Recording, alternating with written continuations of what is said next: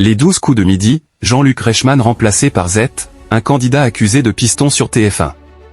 Lynn revenait pour une nouvelle participation dans les 12 coups de midi sur TF1 ce vendredi 15 août 2025. Au cours du jeu, Jean-Luc Reichmann a demandé à Z de le remplacer. Tandis qu'un candidat a été accusé d'avoir été pistonné. Après l'élimination d'Émilie la veille, Lynn était de retour pour une seconde participation dans les 12 coups de midi sur TF1 ce vendredi 15 août 2025. Dans ce numéro du jeu animé par Jean-Luc Reichmann, la maître de midi était opposée à Marie-Charlotte, Arthur et Hugo. Ce dernier a expliqué être kiné et a pour patiente Sophie, qui travaille au son dans l'émission. Jean-Luc Reichmann est surpris par cette révélation et lâche « Je crois rêver ». C'est grâce à elle s'il a décidé de participer au jeu. L'animateur ironise, c'est Sophie qui recrute son kiné.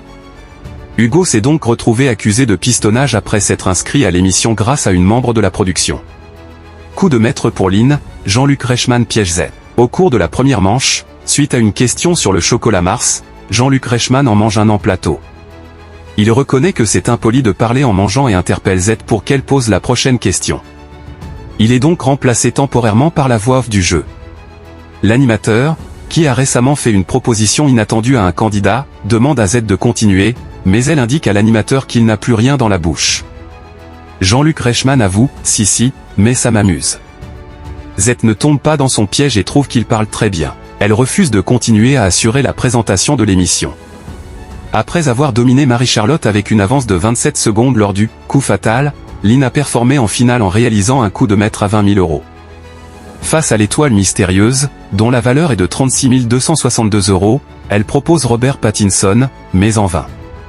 La cagnotte de Lynn s'élève à 11 500 €.